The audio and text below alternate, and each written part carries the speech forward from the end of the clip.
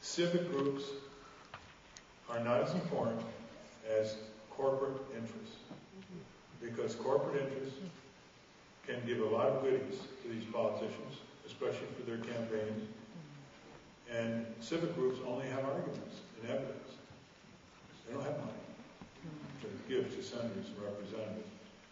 So we lost increasingly the opportunity to get a hearing, and that really makes me angry.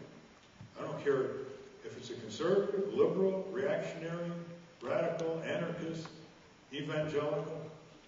Everyone in this country has got to have a hearing to try to improve this country as they see it. So I really get very indignant. And I tolerated this with the Democratic Party for 20 years. The least worst syndrome. We all know what that is. You become a least worster, we call it. And when you're a least worster, you so desire not to have the worst win, because you want the least worst to win, that you don't make demands on the least worst. And you tell the least worst candidate that basically that candidate doesn't have to worry about you, because you've told that candidate you've got nowhere to go in a two-party elected dictatorship that blocks all kinds of third-party independent candidates who present any kind of marginal challenge to them. Now, this is a time we need a lot of active citizens. Where do we get them? Some of them come out of tragedy. Mothers Against Drunk Driving, for example. Lots of good nonprofit groups that came out of tragedies that parents experience. And another source of civic activists are people who were caught up in demonstrations and marches and liked what the people were demonstrating and marching for. So they became more and more experienced and more committed. Some citizen activists come out of educational institutions.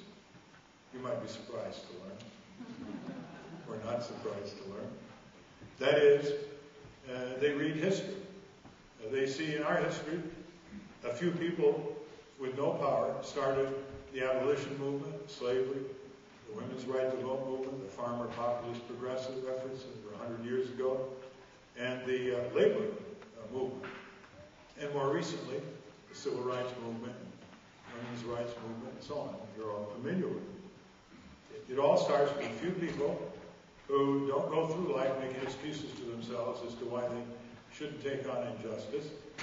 And after they take on injustice, they find, for the most part, however controversial the injustice is, that they enjoy it. Striving for justice is like a pursuit of happiness. And in fact, you can't really pursue happiness in a society without some measure of pursuing justice. So they're very connected to one another.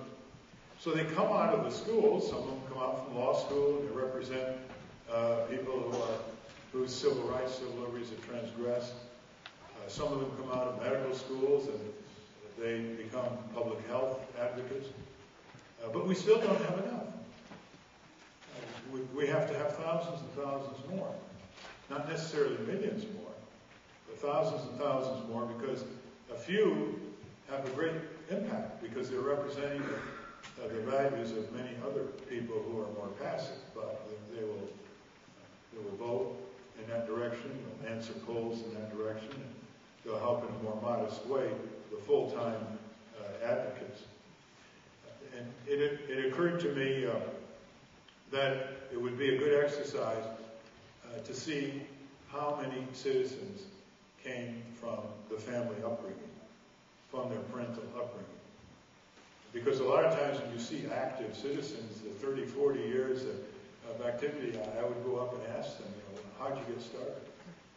And more often than not, when you ask them how they got started, not always, but more often than not, they would say something like, oh, my mother, my father, my teacher, my neighbor took me, told me, showed me, inspired me. In other words, the arm around the shoulders, out to meetings, public meetings, protest meetings, and other civic activities. And I look back at my parents, And there was no doubt about where I came from, where my two sisters and brother came from. The traditions that are in this book are 17 ways my parents raised us. And they all were pretty seamless. They were all pretty connected to one another. And as John mentioned, one of the traditions was learning how to listen. My mother would say to us at a young age, if you keep talking all the time, you're not going to learn anything. So you better learn to listen. And if you learn to listen, you'll learn something. You'll think before you speak. And that helped us reduce our restlessness when they took us to town meetings. It was a town meeting form of government in Winston, Connecticut. Or they took us to the courtroom, or they took us to other public functions. By learning to listen, we became very observant. And our vocabulary increased. Our frame of reference increased. We had our little petty moments as kids, obviously, mischievous moments. But we actually had a larger horizon put before us. It helped to grow up in a town where the library was right around the corner, where the schools were all within between 5 and 20 minutes walking distance, where the rivers and streams and lakes and meadows and woods were all within 20 minutes of walking, where the stores and the town hall and the county courthouse and the hospital and the doctor's office and the dentist's office and the daily newspaper were all within 15 minutes of walking. So I recommend growing up in a small town. It's to scale. I once recalled reading a New York Times article about children from Harlem being sent for 2 weeks in the summer to get out of the hot city to rural families who put them up. And the reporter was remarking that these children experienced putting their feet on soil for the first time in their life. It was all asphalt and cement. So learning how to listen was very, very instructive in more ways than obvious ways. At the dinner table, we didn't fidget about food except for certain occasions, when certain kinds of foods really we did not like. But largely we had space because we weren't always complaining and eat up, finish your food, don't leave food on your plate. That was removed from the scene early by my mother when she told us, you're too young to decide what you're going to eat. You don't know enough to decide what you're going to eat. Your father and I will decide what you're going to eat. And we'll eat just what you eat. You eat what we eat. No double standard. So she always believed in catching children very early, even though she hadn't read Montessori. She believed in that. And one day, I didn't like what she put before me. I was about 7 or 8. And I recall it was something like turnips, radishes, celery. And so I don't want to eat this, I said. And she said, why? I said, I just don't want to eat it. I don't like it. And she says, why? She always made us give a reason. None of this conclusion stuff. And all I could say was, I don't like it. So she leans down at me with her nice smile. She said, who is I, Ralph? And I said, what? You know, like, I'm Ralph, your son. I said, when you say, I don't like radishes, I don't like turnips, which are good for you, tell me, who's I? Is I your kidney, your liver, your heart, your lungs, your brain? Who's I? I was totally flustered. And she answered the question. She says, I know who I is. I is your tongue, and you're turning your tongue against your brain. Eat up.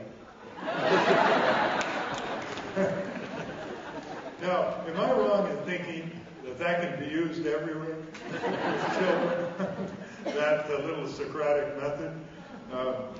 So, the other traditions, some of them were obvious. I mean, all families go through this.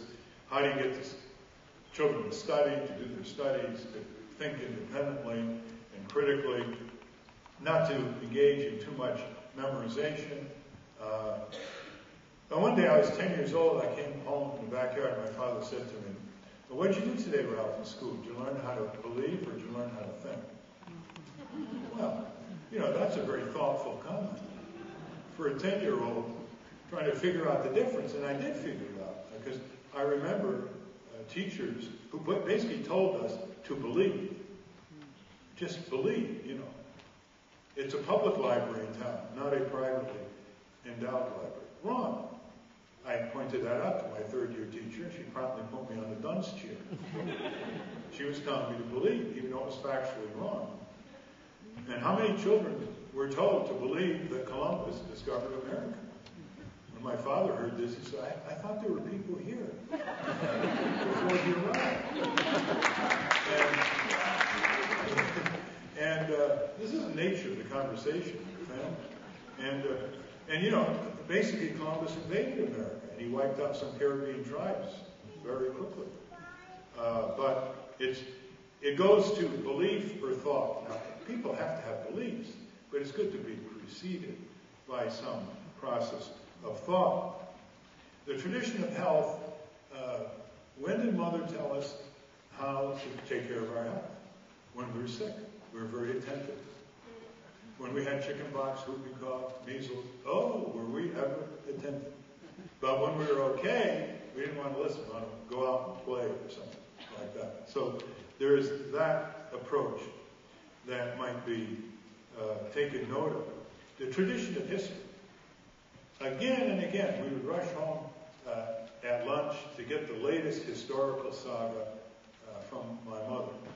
Now, where did she learn all this? Well, my mother and father immigrated from Lebanon at the age of 19.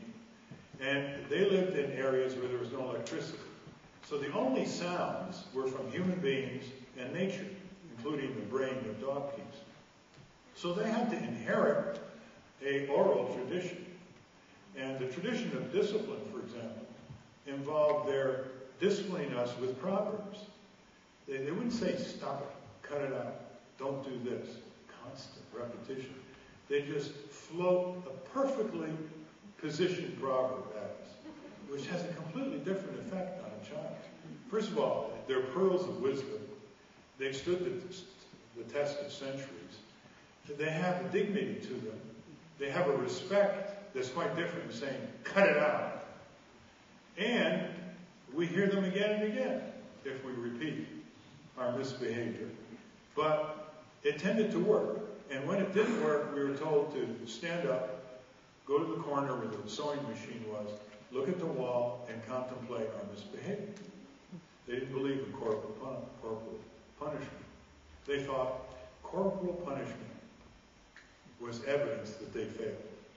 Now, there were times when the carpenter was going to work with a saw, and we didn't get out of the way in time, and they just go like this on our rear.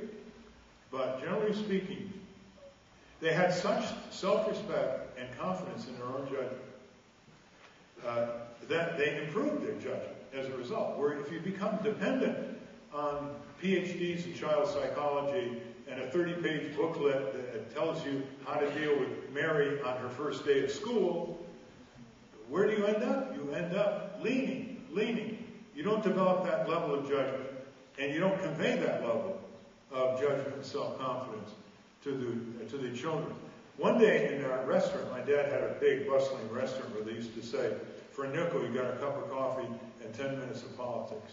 So it was a potboiler. People came, talked sports, politics, campaigns. You know, politicians came with their campaigns. And one day he saw some teenagers in a booth in the restaurant pouring pepper into the sugar bowl. Large amounts of pepper from the pepper. And he came over to them and he leaned on the table. And he looked at them and he said, why are you insulting your parents? Then he took the sugar bowl from them. He didn't ask them to leave because he wanted them to think about what he said.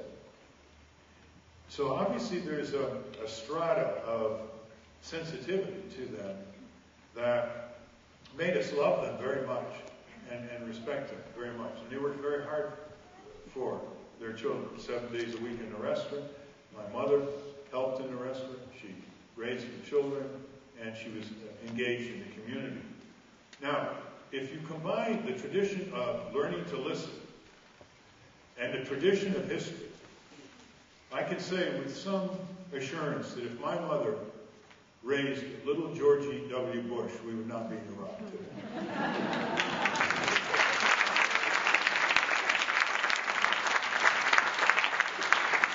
And speaking of the Bushes, our senator was Prescott Bush, the grandfather. He was a very tough father, which is why his son, George Herbert Walker Bush, took off from Connecticut and went to the oil fields in Texas, just to get away from his father, who was a very, very tough taskmaster. And if you don't think history, if you don't think families count in terms of world affairs, the rebellion of one Bush against the other father, and then the third Bush against his father, where there was very, very, very many altercations when the present president was under 40 and drinking his way around Texas. Think again. A lot of what was done is trying to prove to his father that he was tougher than his father. He'd go to Baghdad when his father wisely in the war in Kuwait did not go to Baghdad for exactly the same reasons that ended up occurring when President Bush did go to Baghdad. The tradition of scarcity, they never overloaded us with too many things. We wouldn't value them. And they wanted us to make our own things, or our own gifts. So when time came to give me a first base mitt, that lasted for 10 years. My father didn't give me a second base mitt, a catcher's mitt, a polishing thing to clean the mitts.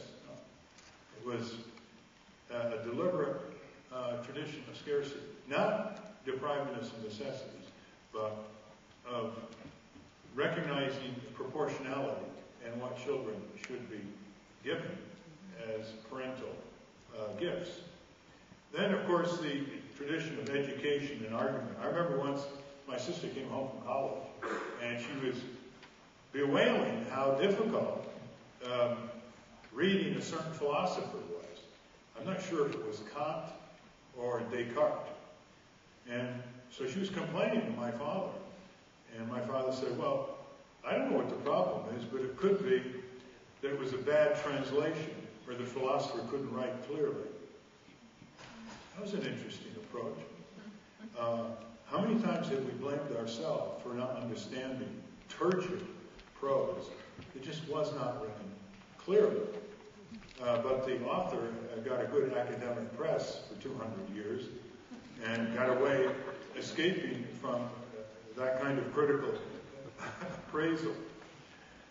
We're not given too many commercial entertainments, once or twice at the local Strand Theater and going to the Yankee games in the Bronx.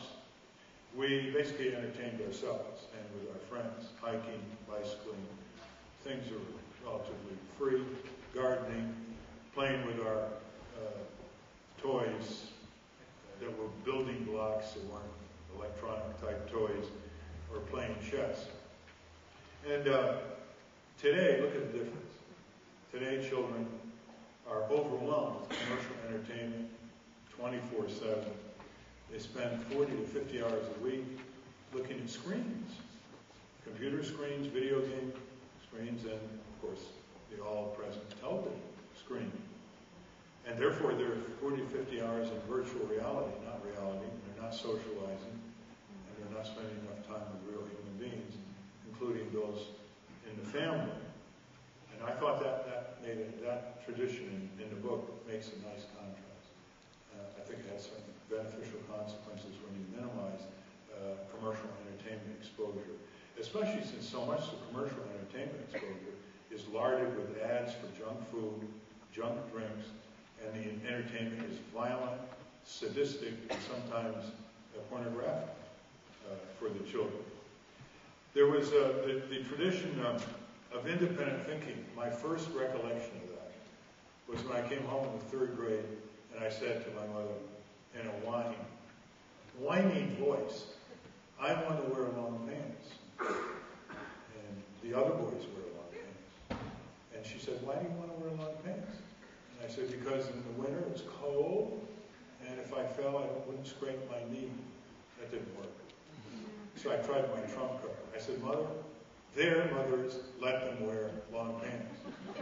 And she looks at me with her dazzling smile. And she says, well, Ron, they've got their mothers, and you've got yours. And then she had her own trump card. She said, why are you so worried about being a little different?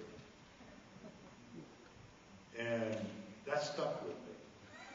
Why am I worried about being a little different? It stuck with me all the way to General Motors. And it's these little seeds that we all remember in our family. And if you ask them, what do you remember from your teachers? Often it's an episode that didn't quite have anything to do with the book. In the 5th grade, I walked into class one day, Miss Thompson came, and she wrote on the blackboard, lost, 60 seconds. Don't bother looking for it, you'll never find it again. That was a lesson in don't delay. And that is the most prominent thing I remember from my 5th grade. Now, doesn't this argue to try to put down these recollections for all of us and put down the insight, wisdom, and experience of our generations before us, great-grandparents, grandparents, parents, great-uncles, uncles, aunts, because that is the bulk of human history. That's not the tip of the iceberg of human history. That's the bulk of human history. That's the culture, the folklore, the transmission of learned experience and wisdom and frailty sometimes to the next generation. If we don't do it consciously and these positive transmissions, then the negative transmissions are often more easily transmitted. The battered child grows up to be the battering parent.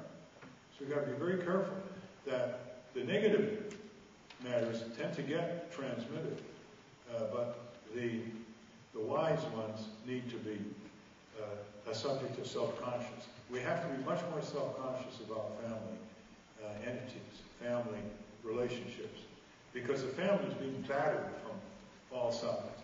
Massive commercial entertainments directed to children, bypassing parents, undermining parental authority. The streets, and the drugs, and the poverty, and the misery that comes in on families at that level of income, sometimes a lot of police brutality, landlord abuses, lead contamination, asbestos exposure, asthma, skyrocketing. What does that do to the family unit? And then the third, of course, is the type of economy we have, which keeps families so separate during the day, longer and longer commutes, like here in California, and a sense of guilt that builds up among parents when they come to their children and spend time with their children. Their children have already been primed by very clever ads to nag the parents to get the $100 Nintendo toy, other things like that, McDonald's, which of course predisposes them to all kinds of bad food effects on their bodies, as we all know, from fat, sugar, and salt. So I think this book tries to stimulate this. It's full of nice, interesting stories, some of them rather funny, but nothing more important than the civic tradition, which is the last tradition. There's a tradition of business, which was partly a civic tradition of my father. He took the family values right into his business. He allowed maximum dissent in the restaurant. Never gave anybody a stern look, whatever political judgments they made. Sometimes he would be very controversial in his views, and his friends would say, you know, Mr. Nader, you're going to lose business if you keep up. And he said, no, I know that. I've already lost business, but when I sailed past the Statue of Liberty in 1912, I took it seriously. Don't you? And then he turned the tables. And he said, well, let me ask you, do you really love your country? They'd go, darn right. He said, well, why don't you spend some time improving it? That was the tradition of patriotism, improving your country and your community, not just waving flags. And that's what was instilled in us. And we became very skeptical of the manipulation of patriotic symbols by political charlatans and business interests. The flag, the Declaration, the Pledge of Allegiance, the Star-Spangled Banner, they should be representative of the best values of our democracy. And when some of the people in the restaurant who he knew, it was a multi-ethnic community, everybody knew everybody else, when they'd say to him, well, why don't you go back where you came from? You know, America, love it or leave it. He just loved to hear those things. It just made his day when he got those things. He was not into persuading the persuaded. He loved to tangle. And so he would say, oh, love it or leave it. Go back where I came from. Where'd you come from, by the way? He'd say, well, they all came from other countries, right? Ireland, Poland, Italy. That tended to slow him down a bit. And then he'd go in for the major point. And he'd say, by the way, do you know the Pledge of Allegiance to the flag? And they'd say, of course. I've pledged allegiance to the flag since I was a little boy, a little girl. And he'd say, oh, wow, that's interesting. Tell me what the last 3 words were. And of course, they'd have to say, with liberty and justice for all. And he'd say, remember, with liberty and justice for all? Not liberty and justice for some or for a few, liberty and justice for all. And then he had them. He had them. He educated them. Thousands of people went through the restaurant, and they got a civics lesson along with a sandwich or a bowl of oatmeal or hot coffee. He would feed a lot of poor people in depression who were extraordinarily undernourished when they came into the restaurant, free. And he did that as just an extension of his family value. And one day, the dentist, Dr. Harry Garbus, was conscripted into the Army in World War II. There were 15 million people in the armed forces. They needed dentists. So he was conscripted in the Army, and he came down from his office above the restaurant, the building my father owned. And he said, I'm a little worried about what I'm going to do. You know. And Father said, Harry, don't worry. I'm not going to rent that office. As long as you're in the Army, you come back, we'll have a cup of coffee, I'll give you the keys, and you go out and restart your practice. So that's a family value. And we saw that. We observed that the tradition of charity was much more than just feeding poor people. One day he took me around the town. My mother had this thing about touring your own hometown, because most people don't go to things in their town, the drinking water purification plant or the factories. This town had 100 factories and small fabrication shops in 1900. It had 10,000 people. There's only 2 left. And the reason why the town survived part of that is because in the restaurant, discussion, politics, improvement, and out came the idea from my brother with a few committed neighbors to start a community college, which they did in the town, the smallest town in the country with a community college. So that was the kind of place the restaurant was. And it really is a tough thing to run a restaurant 7 days a week. All the tough parts, I'm not going to relate. You know, does the cook show up? Are the supplies coming in on time? Is any of the food going to be ruined?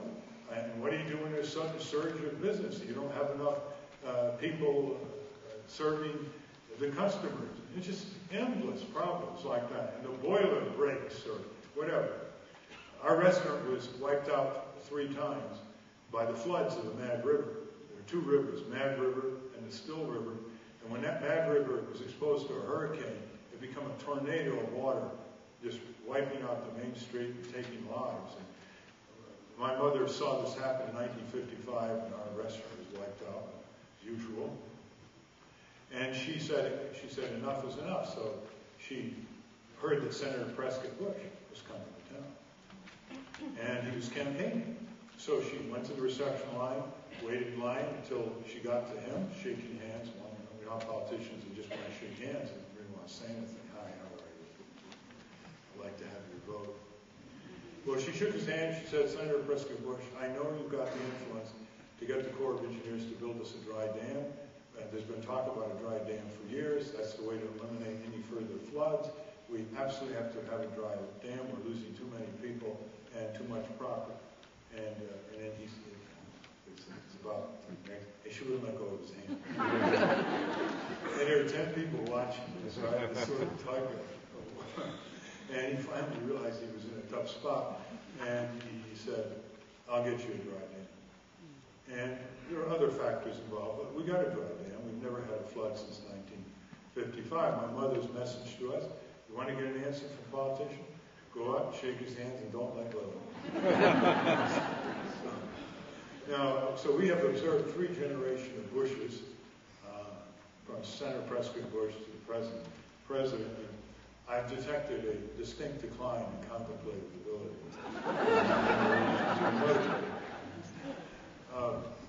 They let us alone. They kept quiet space for us. They didn't overschedule us, as the phrase is used today. So they let us have our own solitude. There's a tradition of solitude where we watched the butterflies, gazed at the stars, played with our puzzles and stamp collections, and kicked the can in the backyard. That was a game for those of you who know. And of course, I mentioned the civic tradition. So those are the 17 traditions. They never preferred one child over another. They knew the scars that would inflict on the disfavored child. They did not argue or conflict in front of us. They thought that would lead to disrespect, and we wouldn't know what they were conflicting about, so they did it all in private, resolved their conflicts in private. I've seen parents really go at each other in front of their children, and sometimes erupt out the front door, shouting, real temper tantrums. It's very, very bad, they thought, for the children to see that. Mother took an interest in our friends. She knew that they could be competition if we fell in with the wrong crowd. She'd invite them to home for a snack or one of her delicious desserts. One last story I just want to narrate was a beautiful spring day. In the backyard, we were all there. My mother said, "Question time," always with a smile. She wasn't really aggressive overtly, very determined though. She once told us, "Determination puts hope on wheels." Nice phrase. I once gave it to Jesse Jackson. Because he always keeps saying, keep hope alive. And I said to Jesse once, "Jesse, there's more than hope. That's just the first stage." My mother once said, "Determination puts hope on wheels," to get something done. So we're there, and the questions were, how much are a dozen eggs, a loaf of bread, a pound of butter, a bushel of apples? And we knew all the answers. We're a restaurant family. We're wondering, why is she asking? Then she looks up at the sunshine. She says, "How much is that in dollars? Isn't that a nice breeze? What's the price? Look at the apple tree. How much would you pay for that? And how about those birds, the blue jays and cardinals and robins singing for us now? What's their dollar value?" And we were sort of speechless. And it slowly began to sink in that there were things of great importance that had a price on them. And there were things that shouldn't be for sale.